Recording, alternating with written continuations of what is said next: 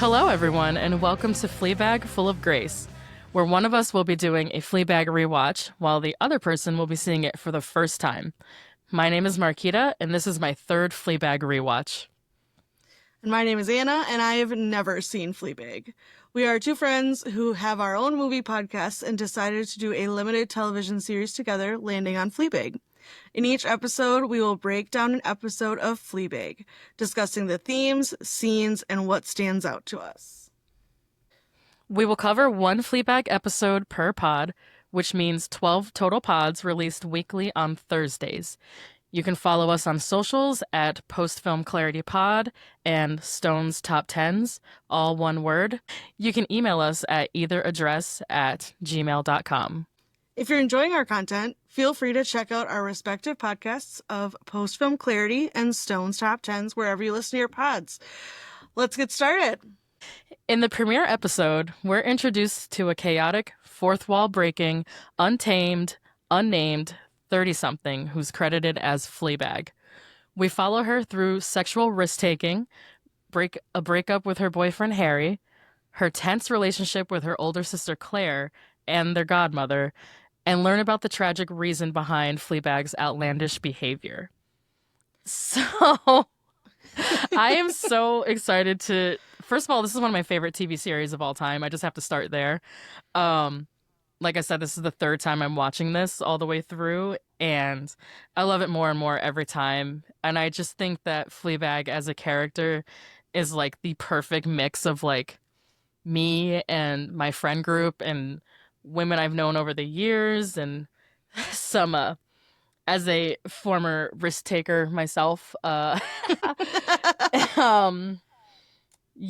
I find her like a very relatable, just very cheeky character, and the way she like expresses her pain through like dry sarcasm and just like a little bit of that self-destructive streak. I just think she's an amazing character, and I was so excited when you suggested that we watch this together. So what did you think? Okay, so this is my first time watching it. It has been on my list for a while, and I'm really glad that this opportunity presented itself to both of us.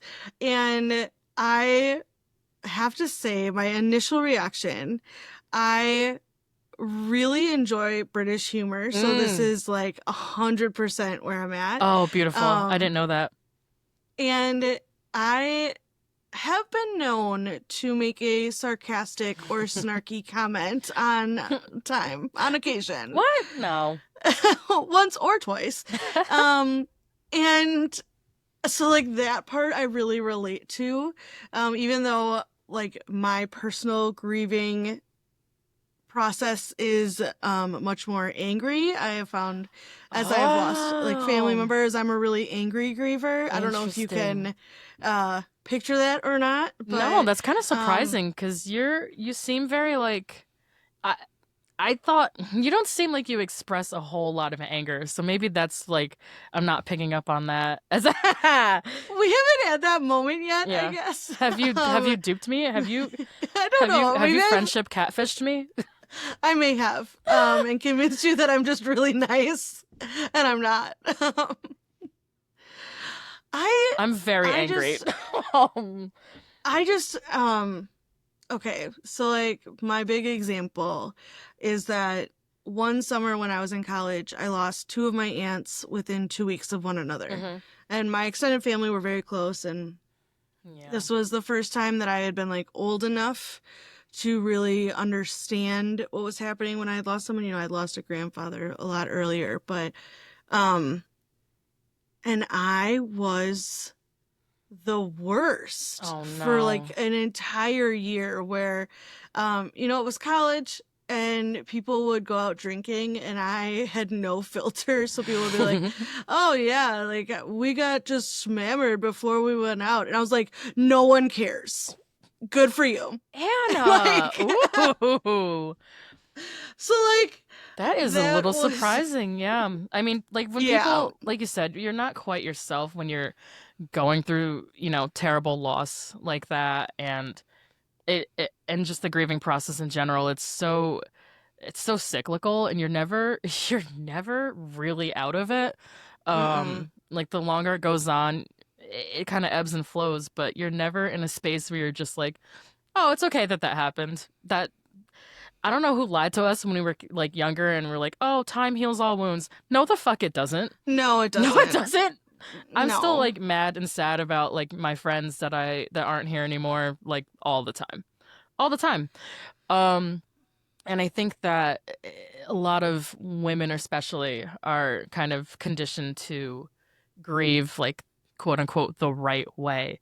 And I think that's Mm-hmm. also what I love so much about this show is Fleabag is like, I'm not doing that. Like, Yeah. I'm gonna be messy. I'm gonna be drunk. I'm gonna be promiscuous. I'm gonna sabotage my current relationships, dredge up past relationships for no reason. Like, she she just feels so much more real, I guess, than a lot of like female characters, and we're about the same age as her. I just think she's so she just feels so real to me, I guess is what I'm trying to say. And I love that her grief process is so raw. And complicated. You know, it's Yes. not like she has one big blowout and then she's fine. Like, you regress. And, you know, and I do have to say, like, as an adult, I recently lost a grandma last fall. And, like, I was much better this time. I think I've matured a bit. But, like, so I do want to say, like, I'm not quite as bad as I was in college. But, like, I really like that she, you know, she's never really painted in a good light Yeah. in the episode. Like, there's the one part where she's like talking to the guy on the bus. unlikable. She's talking to the guy on the bus and like about what was wrong with her boyfriend when he broke up with her. She's like, well, he's really nice to me and he was really supportive and he you know, cooked for me and I feel like maybe it's just me, but like I remember going through those relationships where like sometimes you had someone who was just so nice to you and you were like I don't either buy you it. felt like you didn't deserve it or like you didn't feel like it was real, but like that was something I definitely like self-sabotaged several Oh, for sure. relationships in like high school and college of people who were just nice to me, No, that's which so is real. Me trash. too. Yeah, dead ass. Like when I was God, probably 20, I want to say like 23, somewhere in there, 22, 23. I was like this is like my first or second year like out in the world living on my own. And yeah, there was a guy who was like super super nice. The only thing is we did work together, so I was already a little like Mm. standoffish about that, but we were really good friends. He was great looking, sweetheart, great upbringing, like local guy. We got along like peanut butter and jelly. That was like I trained him when he first started at my job and we were like besties. We were immediate homies. We were so tight. And then there was a we went to a lunch or dinner or something and it I realized that he liked me and that he was trying to like put moves on me. I feel so bad about this. And I laughed at him. Oh no. I laughed in his face. Oh no. I know. I Oh no. know. He was so embarrassed and like pulled back and was just like, I was kidding. I was like, why the fuck? He's such a sweetheart though. He's a great guy. Like we're Oh, still that's so like tough. it was tough. It was tough. But also I was like 22. I was like, what are you doing? Yeah. But yeah, I laughed at You don't know. I laughed at his advances and I was like, maybe there's a little something wrong with me. But Okay, yeah, so my other like initial reactions from this first viewing. Um so I watched with subtitles for those of you who maybe haven't listened to any of my other episodes on my podcast. I love a subtitle. I am also The a subtitle girly. Thank you. We damaged our ears like We sure for did. sure with headphones when we were growing up. Oh yeah, yeah, yeah, yeah. Um Metal shows so as well for me. well, not me for that, but I slept with headphones in Oh because I was no. that person. Oh no. So the first subtitle is like in brackets, and it just says heavy breathing, and I was like, oh, that's what this is gonna be. And like, it wasn't sexual. It was like she had been running, and like it wasn't. But I was just like, okay. I have to say, there were several moments where I laughed out loud, and I was watching by myself, which is rare. Like, I feel like I don't laugh when I'm just by myself. Oh. The Obama part. When he's like, what was he talking about? Oh and my she's like, God. I think she said healthcare. And I was like, it was a good guess. Oh my God. But it just like made me miss having a competent president. That I was aged, like, oh. unfortunately, that aged very well. It's very, very, we forgot to mention, this show started in 2016. So this is a pre-pandemic show, and I think released either right before or right during the first Trump regime. And masturbating to Obama just being competent is exactly the kind of energy we should have had in 2016, and I'm pretty sure we've all had it ever since, to be honest. It just cracked me up. That was so real. I was like, yeah, I'm right there with you, Fleabag. I get it. Remember... Remember when a president could string together a sentence that was coherent? Not me. Barely. I also... the whole scene with her sister I love that. me. I love that scene. It's such a great introduction of Claire. She's just so over her shit. From the minute that she realizes, she like starts to take her coat off and realizes she's wearing her sister's clothes that she lost. And she just like, they lock eyes and she like closes her coat, and her sister's like, you're not gonna take your coat off? And she's like, no, I'm not. And then that's like the raising their hands to the feminist question, and then be like, oh, we're bad feminists. Like, I wrote that down too as like something. Yeah, that whole sequence is so funny. Yeah, I meant to tell you, the speaker in that sequence is Phoebe Waller-Bridge's real life mother. What? Yeah, that's her mom. I love that. Her I don't know if I were Phoebe Waller-Bridge if I would want my mom on set of this show. I was thinking the same thing. I'm sure she probably scheduled it in such a way where her mom wasn't there for the rough stuff, you know what I'm saying? But maybe she was, some families are different. I mean, more power to you, but yeah, couldn't be me. And then when her sister goes to hug her at the end, and she like hits her, and she's like, "What was that?" And she's like, "I was trying to hug you." She's like, "That was fucking terrifying." Oh my God. I relate with Claire so much as just like a constantly annoyed big sister who's like always dealing with some messy, annoying thing that like my younger sibling has gotten into. Not so much nowadays, but definitely in the past, where I've just been like, oh, Jesus Christ, can we just have one normal day, like one normal interaction? Like, why are you like this? You were stressing me out. You are stressing me out. But also the fact that Claire cares so much about her, and without like completely unprompted, she's like, do you need money? Like you'll see this like as the show goes on. Claire, the way she expresses her love and concern is very it's very unique, and she's so funny. Definitely keep an eye. I think by the end of the series, like, she becomes one of my favorite characters. Like, she's top notch, just classic big sister energy. That introduction and that whole scene, start to finish, I was just chortling to myself, and it was great. It is a laugh out loud show for sure. Like, I think the first time I watched this series, I binged it all in I think I did it all in one sitting. If not, I know. I know. I do have to say, like, it was hard to stop. Yeah, that's what happened like, to me too. I didn't want to get ahead, so I was like, I was wondering. I wanted to just have this in my mind. I was just going to ask. Started. Yeah, what was your strategy? You're doing one per.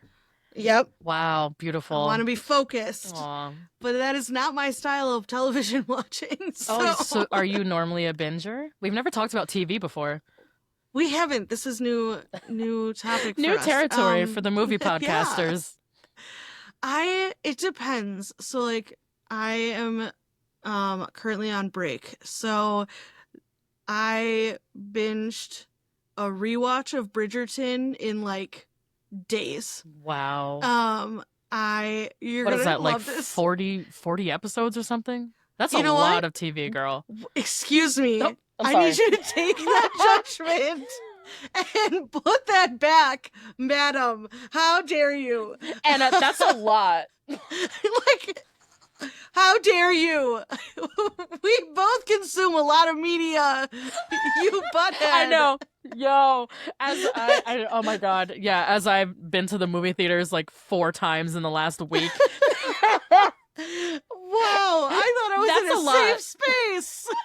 Like, guess not. Then I guess I'm not gonna mention that I'm always judging. Rewatching Outlander, which you told me was too many episodes, and I finished. Girl, that's a lot. Season 1 in like a week. Oh my God, I can't. You were like so adamant. You're like, you would love the show, and I'm like, heard, seen, agreed. You're like, I will not. I will not. I looked. I will be. First thing I did while you were talking, I was like, Google.com. How many episodes of Outlander are there? And I was like, girl, no. Do you put the .com at the end of Google? Because... No, I'm joking. I have a Pixel actually, so Google is my entire phone. Oh, I know. I really wanted you to. So yes, I guess I am like 90-something episodes. I also just rewatched Stranger Things. Oh, this is the thing. Is okay. You can tell that painful. I am an anxious person. Because the state of the world right now, I haven't watched anything new. I was just going to ask, so you're a binger and a rewatcher? I'm a binger and a rewatcher, although actually I lied. My husband and I binged Paradise, and he was very upset when we got to the last episode because there was only one season. That's right. You texted me about Paradise. I was like, hell yeah. Very upset. I loved Paradise. Very good. But no, my individual watching right now has been very much rewatching just because I am it is a coping mechanism. For sure. I feel more comfortable when I know how it ends, even if I know I'm gonna cry like in Stranger Things. If I'm gonna be running up that hill with tears streaming down my face, I know it. So like I'm a binger and I'm a rewatcher. What about you? Oh. I feel like I don't ever talk to you about television. I know, this is very rare. I didn't know rare. you watch television. You know, exceptions must be made. No, I pretty much the exact opposite of you. I almost always want to be watching something new. I almost never rewatch things. And I don't like binging either. I am a slow burn. I would rather weekly or, you know, I'll do like 2-3 episodes at a time, but generally I'm pretty anti-binge and anti-rewatch just because it's just too many hours. Like, I can't commit to rewatching things I've already seen a lot because there's so many more things I want to see. I think also that feeds into my podcast listening habits because if I'm listening to like The Watch or other TV podcasts I listen to, you know, they're not doing rewatches. They're always like, oh, here's this new show you should check out. I'm like, okay, like I'll watch it. So like in the past 2 weeks, I've watched Gilded Age. I did a mini binge of Department. Oh, that's on my list. Yeah. Oh, you'll love it. Department Q. I finished You on Netflix and I read that book. Woo! Oh my God. Yeah. I'm sorry. So scary. It is very scary, but I love Penn Badgley. So I'm able to look past many of the red flags, just like in real life. because he's hot. So Listen, if you get murdered, I'm gonna be real mad. I know. I just need you to know. I know. I mean, the probability is kind of high. The risk-taking thing, but also maybe I'm the murderer. Who knows? Oh dear God! This is like when you said you liked, what was it? Oh God! One of our episodes, you were like, I like crime stories. I was like, oh my God. Yeah, I love crime stories. So hey, it's kill or be killed, and who knows what side I lie on? Who's to say? But yeah, I think I have to be really have like a lot. See, okay, when I was unemployed, I did do a few rewatches of things just because I had time and I wasn't really leaving the house a lot, and it was winter. But generally, I'm a one and done TV viewer. I'll even go I back just have so and much like to watch. re-listen to my favorite podcasts if I'm doing a rewatch. Mm-mm. Like I've probably listened to Binge Mode thrice. Wow. In totality. Like whoa. Because that's my jam. Aw. Yeah, we have completely opposite media diets. I'm like, all right, what's the new movie? What's the new TV show? What's the new episode I can listen to? What's a new thing I can learn? What's a new director I can deep dive into? And then I just kind of absorb it, ponder it, and move on. I do have to say, I did draw out Andor because I didn't want it to be done. I remember you saying that. You're like, I don't want to watch the last episode. I don't want to watch the last one. I was like, girl, finish it. Because then it's done. And I didn't want that. It's so good. Andor, chef's kiss. Perfect show. Amazing. Damn. God, I wish there was a movie I could follow it up with that would... Whatever happened to him? Getting back, what were your initial thoughts about this first episode on your rewatch? Yeah. Oh, actually, hold on. I do want to thank you for being willing to do a rewatch. Oh, you're so that I could experience this. You're so welcome. For you, kid, I'll do it. Thank you. Also, I just love this show. This is one of the, as long-winded as my point was. No, it's just for me. Right? No. I'll take that back. It's just for you. It's only for you, and not because I absolutely love the show so much and always find something to enjoy about it. But for you, a rewatch is the least I can do. 12 episodes. I'm glad you could manage. Oh, it's so hard.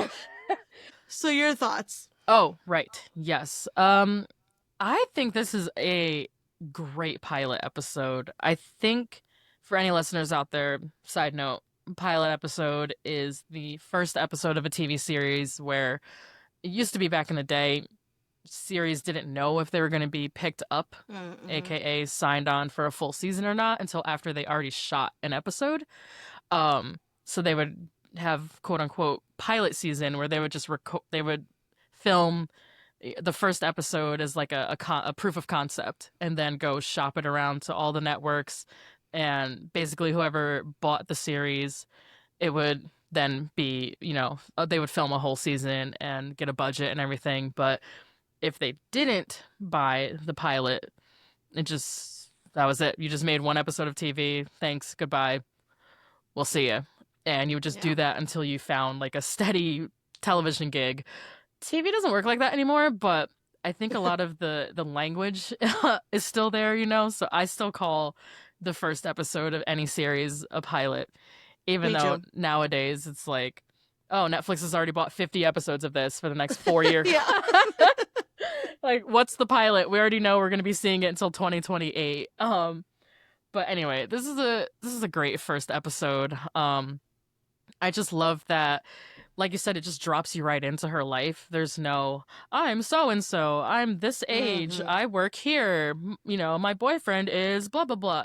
There's no intro. I think it plays into Fleabag's chaotic nature because you're kind of playing catch up with her right from the beginning. You're like, oh my God, what is this girl doing? Where is she? Why is she running? Like, what's where are we? She doesn't even say, like, we don't know where she even is. I mean, it's England, of course, but Where? You don't know anything Right. about her. It's just like, oh God, you're like running behind her trying to play catch up, to figure out what her life's all about and what her all her escapades throughout this episode are just top notch. Yes. The men she meets, and what was I gonna Can say? I just say, I think she was selling herself short with one of those men. We have to talk about him. Are you talking about the bus guy? Yes. Yeah, oh my God. Yeah, I hate him. I don't hate him, but Why? ugh. Um, I yeah. have an explanation for that. As someone who used to dabble in this field, um, and I can't remember I'm sorry, who I picture you at like in like a college library, like with my lab coat studying the on. field. My field is self-harm and self-destruction. So when I don't know where it was that this was unlocked for me. It might have even been TikTok or just somewhere, but there is this concept that I hadn't heard of because I've never been to therapy, I'm where sorry, what? I don't need it.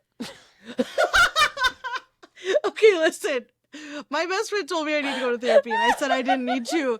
And then I told several other people, and all of them were like, "Well." I So, am perfect and I don't need it. No, I'm joking. I just don't ever have health insurance long enough to get therapy. So, America. But having never gone to therapy, but having been therapized via osmosis by all of my like friends and close people in my life who have been, there is a concept of using men as a method of self-harm. And okay. I was like, oh. Oh, that explains probably about a decade of my life where I was doing things like this, just like picking up just like some ugly, boring guy or just like putting myself in unnecessary like situations with people I didn't even like know or care about, Yeah. as a kind of a like an adrenaline rush, like that same kind of feeling you would get from trigger warning for anybody in recovery, but like that same feeling you would get from that euphoric feeling you get basically after you've purged, after you've self-harmed in some kind of way. You can achieve that same feeling by interacting, let's say, with men you don't like or care about. And I may have been guilty of that in the past. Okay. And I think, especially now that I'm older and like out of that and able to see clearly, like when I am falling back into patterns of that kind of like Yeah. self harm behavior, that's what she's doing. That's Yeah. 100% what Fleabag's doing. It's like a different form of cutting or bulimia Yeah. or what have you, any kind of or alcoholism. She also is a It's big about the big control. drinker. Yes, she's a big drinker when we meet her as well. And that's again something I was going through in my mid 20s for sure. Just my God, it's like a 3-year period there where I was just drunk like all the time. Um, Yikes. Functionally, but yeah, Mm-hmm. very much just like 6 p.m. to like 3 a.m. every day. I was just somewhere with someone doing something fucked up and probably getting fucked up. Yeah. And it's just interesting to see that behavior not glamorized, but uh, I don't know what's the word I want to use, but like It feels like normalized. And I think normalized. maybe it didn't stand out to me because I live in Wisconsin. Mhm. So like Right. uh, drinking is Yeah, you're the number one just the drinkers in the standard. world, I think. Yeah, we are. And like I'm not really a drinker. Mhm. So I I recognized it and was just like, "Oh, well, isn't that how people are?" No, honey, No, no. it's not. When she looks at the camera and she says like, "Oh, you know how you have to like chug a bottle of wine to like, have a guy come over to make him think that you were like out for the night. And I was like, girl, no. When she was like, I got out of bed and got ready, and I was like, yes. There's your first mistake. Bitch, absolutely not. At my big age, in my late 30s, could never be me. By the end of college, I didn't even get dressed up to go to bars. Like, I know at least once or twice I wore sweatpants. Oh, me too. To the bars. 100%. Like, I've gone to the bar in my pajamas, for sure. For sure. Now, like, as an adult, I absolutely don't care. Yeah. Like, we will sometimes go to a bar to watch a Packer game. My husband likes to socialize, so I try to support him once a month. And but your nerves. Will go. My poor nerves. But I will, sweatpants on a good day. Yeah. Yoga pants. That's all you get. On a high quality day, jeans. Right. That's all you get for me. She got out of bed, put on a full face of makeup, got dressed, chugged wine, put on her jacket, like, I'm just coming in for the night. Girl, I would never be that down bad for someone. No. I'm not built for that anymore. But me at like 25? Yeah, I probably would have done that. For sure. I don't know. Yeah. I don't know that I was ever there. Well, you're just better than the rest of us, I guess. No, I just like to be comfortable. I just value a sweatpant. But yeah, that's my big impression of it overall. It's just like the self-harm aspect of it, and the way that she just so unhealthily grieves. I just think it's a really interesting way to portray young womanhood.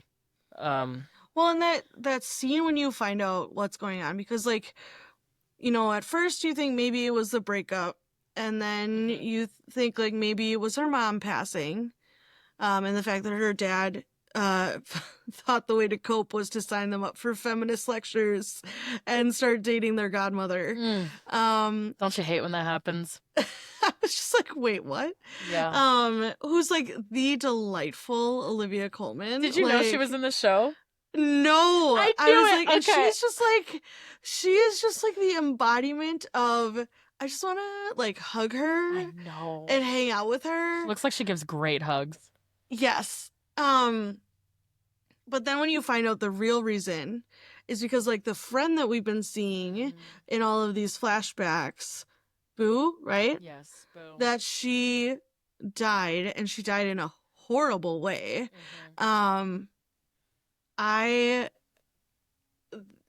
also, like, okay, because it's heartbreaking.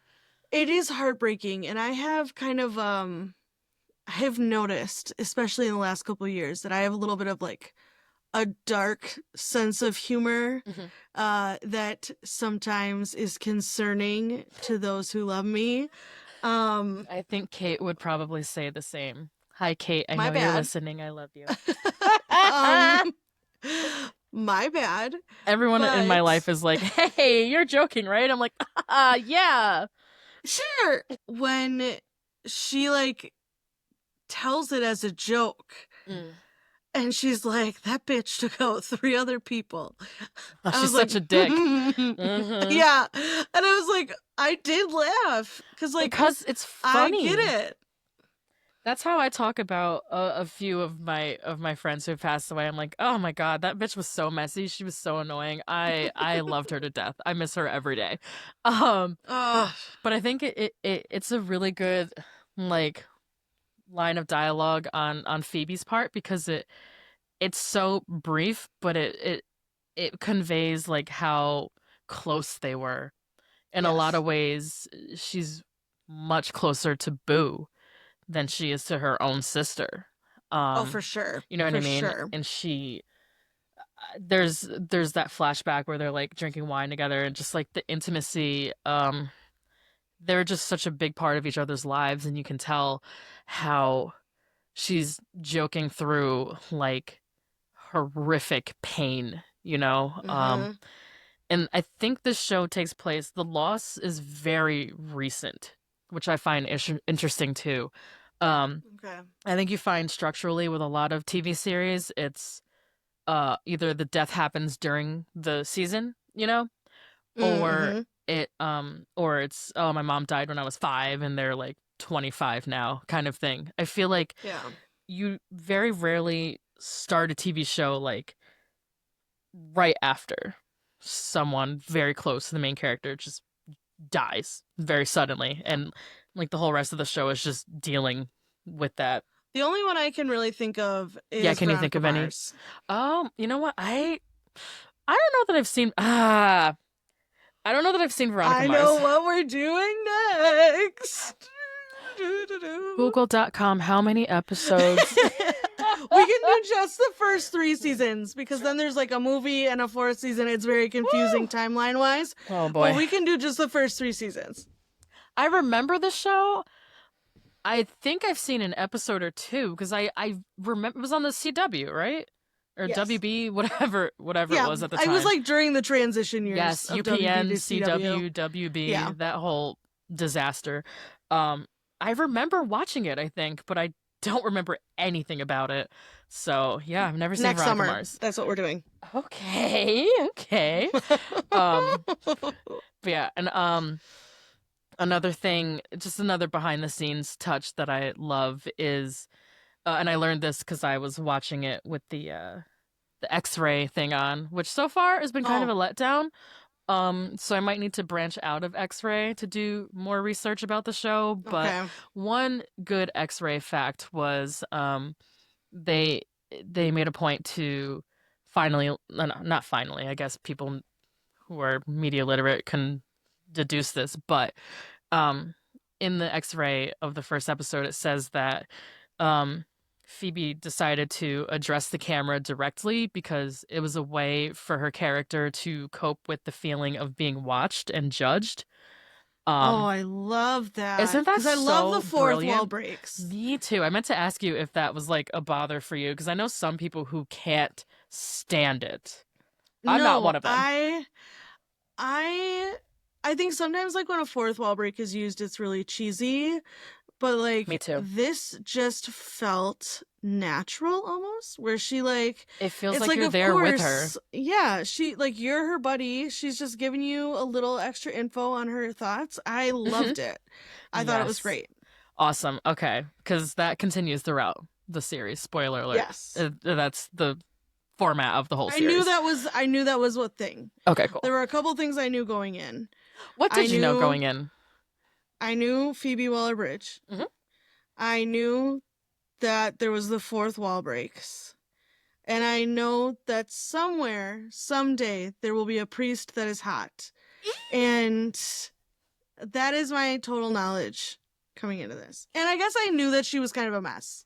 Yes. Okay, that's all you need to know. Yes. That's all you need to know. Everything else will unfold beautifully then. Um, Okay. I think it's gained more traction now. I feel like, or maybe it's just my algorithm. I feel like I do see a lot more clips nowadays of like her and her sister and like that aspect of it. But back originally when the show was like really blowing up and it was like hitting the internet, I felt like that was kind of a an undersold part of it was the relationship with her sister. Um, and I think in season 2 you get a lot more of the sisterly relationship and them trying to relate to each other. So I think that's something that really keeps me coming back to the show. Um, yeah, so the another behind the scenes like kind of segment that we wanted to do, this is again from X-Ray. The the best character names.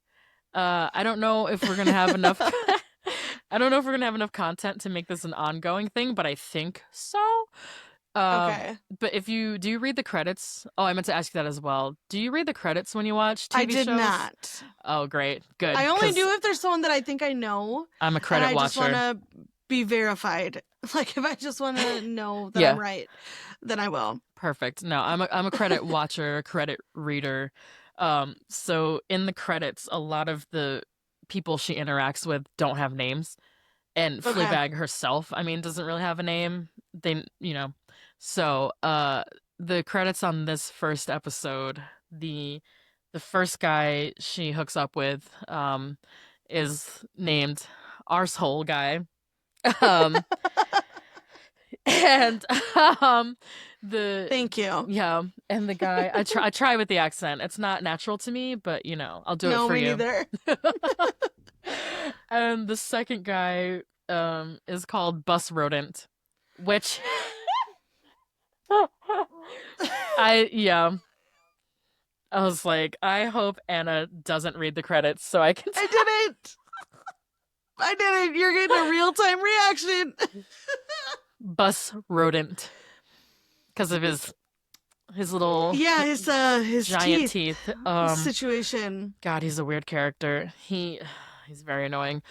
And then the third one is a classic. But I wanted to touch on her a little bit as well. Drunk Girl.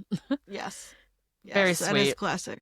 My favorite is Bus Rodent because that was literally what I thought. I kept thinking of the naked mole rat from Kim Possible. Yes, Rufus. Yes.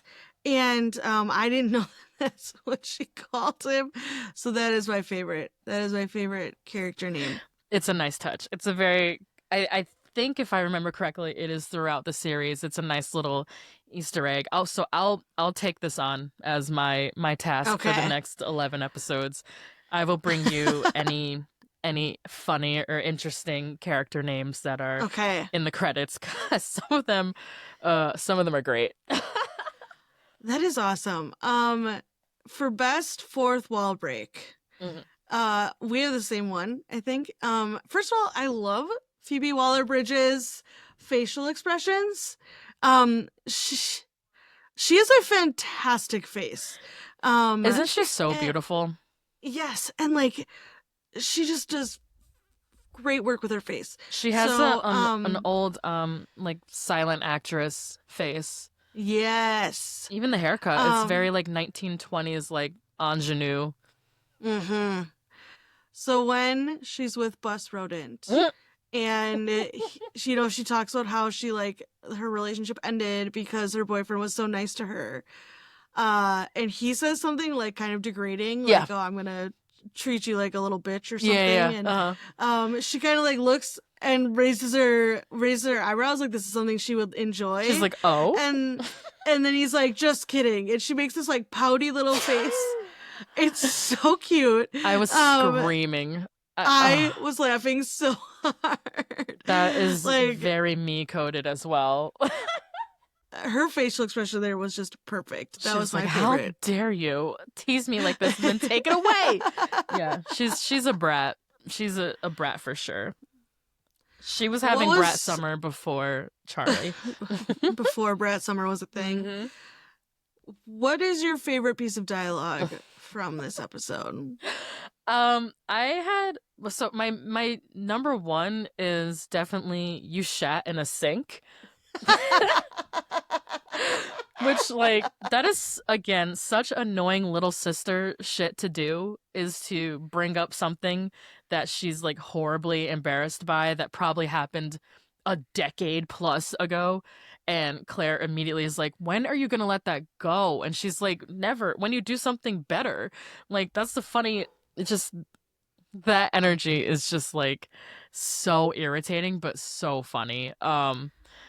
I had the pleasure of finally getting to tell my 8-year-old niece about the time that her dad thought he used fancy shampoo and we told him it was Nair. Oh! And that was like me as the little sister being the bitch and being like, "It's been 30 years. Never forget it." Like, oh, so you're the annoying little sister. You're the of course you are. Yes. You're the Fleabag. Yep, I am. I'm a Claire Fleabag like hybrid, but I relate to Claire heavily. I just, not the marriage part. Not, you'll meet him in a little bit, but not the marriage part of it, but just that obviously she's been saddled with a lot of responsibility and maybe isn't handling it in the best way. Yeah. And that need for control. Yeah. Relatable. Oh, and another runner-up I had was Drunk Girl, when Fleabag is outside of a bar and she's taking care of the drunk girl who's like on the ground about to pass out, and I'm sure looking back on this rewatch, I'm sure that was very like triggering for her because she's thinking of Boo. She kind of looks like Boo. She's, just like a mess. And uh when when Fleabag asks her like, "Are you okay?" and she's like slurring, and obviously she's not okay, and Fleabag's trying to stand her up, and then the drunk girl looks over at her and is like, "Are you okay?" Because she can see like through, even though she's like blackout wasted, she can see. I think she catches a glimpse of like her sadness, you know what I mean? And like I feel like that was a moment of like recognition in Fleabag where this girl is just like, "Damn, you look like you're fucking sad. Are you good?"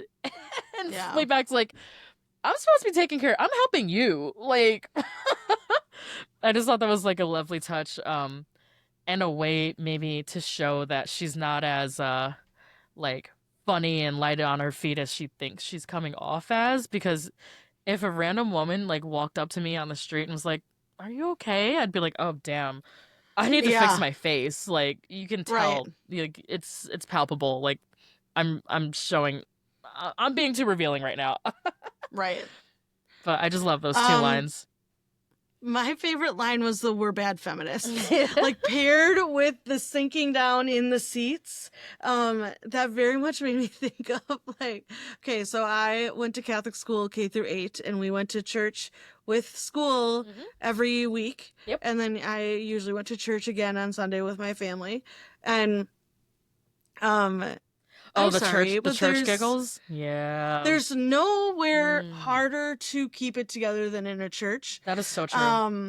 And I have had, with my brother, like at Christmas church when we are older, like where we cannot keep it together. And just so like the combined sinking down and like, "Oh, we are bad feminists." Like, it just made me think of being in church, and like you get the giggles, or like, the priest is pronouncing one word weird and you can't let it go with your sibling. Oh my like, God, yes. My sister and I get the church giggles in horribly inappropriate places. We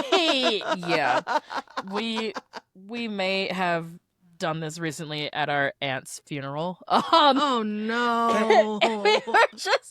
It's very sad. Nothing is funny, but something that someone else did was really funny, and we just looked over at each other and we're like, "Oh no. Oh my God." I was like, "Shut the fuck up and stop looking at me. I can't. We're front row at her funeral." Oh no. Like, we held it together though. Brandon and I had the church giggles like throughout our entire wedding ceremony. Oh, no. Like, we were obnoxious. Like, we just kept talking to each other. Like, we hadn't seen each other all day, like all morning. You're like, until we got there. So like, "Oh my gosh, you look so nice." And like, this is so weird. We're getting married. No. Like, may that love attack me. But yeah, I love that it also is like one of the only times that you feel that like Fleabag and Claire are perfectly aligned, that there is like a deep connection there, even though like on the surface they seem like very different people. That's a great bit of dialogue. When a speaker starts their speech with a rhetorical question, you think they want you to raise your hand. Right. Also, that's the prompt. Yeah. Also, I had to stop and think about it because the question was like, "Oh, would you take 5 years off your life for the quote unquote perfect body?" And I was like, I was like, yes. Yeah. I mean, as a woman who has always struggled with body issues, like with my weight, with my self-image, yeah, 5 years, yeah. Like, I don't want to live that long. I don't want to live that long anyways. See, we're bad feminists. We're bad feminists. Oh my God, that's perfect. So going forward, Anna, give me some predictions and or any questions that I may or may not be able to answer about where we're going with this show. What do Okay, you so think is I going to don't happen? know. I don't know that I want you to answer them. Okay. But um so since I already do know that there is a church aspect Mm-hmm. to this show, I think that she is going to turn to the church for some help with this grief, which I thought is like actually really I am not a religious person. I don't have any. Sorry if any of my family members are listening and didn't realize that I'm not Catholic anymore, but here we are. Yep, So same, like also same. No that is religious not affiliation, also went to Catholic school for a little bit. okay. So like, but when my aunts passed away, that is something I turned to because the routine and the community and I love church music. I'm not gonna lie. Oh my God, yeah. I love a good church song. Church music Um, slaps, especially, I'm sorry, black church music. Gospel? Woo! yeah. I love gospel music. I don't believe in anything they're saying, but the music is amazing. I love an I love Ave Maria. I love stained glass. I love Oh yes, a rosary. I think they're the so aesthetic. beautiful. I love the aesthetic of Yes. churches and I love the music of certain denominations of church. I totally get it. But like personally, I'm not actually religious. Yeah. Right. But like that is something I turned to in college when I Hmm. was dealing with my grief. So maybe That's a that's just me telling on myself is what I think she's gonna do. that's a good Um, prediction. We'll see. my big question from this episode, because the way that Fleabag describes how Boo kills herself, which is that she didn't mean to, she was just trying to get back at her boyfriend for cheating on her. She just wanted to go to the hospital. And so she ran into a bike lane. She got hit by a biker, which then threw her out into traffic, causing an accident, killing her and three other people. Hmm. So, my question, that doesn't, in my opinion, sound unintentional. That sounds pretty tensional. Um,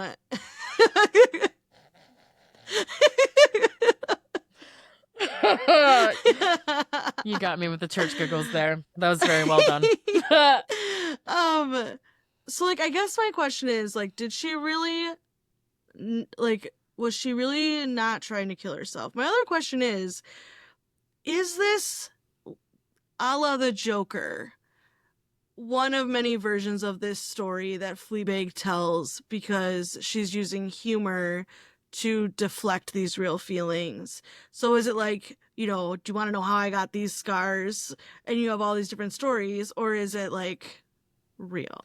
Oh my God, that just gave me butterflies. That's a genius suggestion. I can't answer any of these questions. Good. I'm glad. I really, really, really want you to keep watching and be as surprised as possible. So Me too. I plead the fifth. But I love where your Thank head's you. at. Thank you. At least someone does. It's me. It's me. If there's no one else, it's me. Thank you. I appreciate it. I'm so excited for you to see how this season especially plays out. It goes by fast, but I do recommend staying on the path that you're on and just watching them one at a time. One at a time. That is my plan. Let it wash over you. And then also you'll have more to think about episode to episode and more questions that I can't answer. I just want to see, yeah, I just want to take it in through your eyes. So I love that we're doing this together, and Same. thank everybody for listening. And we will see you next week. We're going to be doing these. I think I said it at the top of the show. We're going to be doing these weekly. Feel free to follow us on socials at postfilmclaritypod, all one word. That's on IG, YouTube, TikTok, and at gmail.com. And also follow Anna at Stone's Top Tens. That is also all one word. And that is on IG and Gmail as well. Yes, I don't know if you have any other socials. I feel like I don't. yeah. Because I Because you're don't busy. know how. But we will see you next week for episode 2.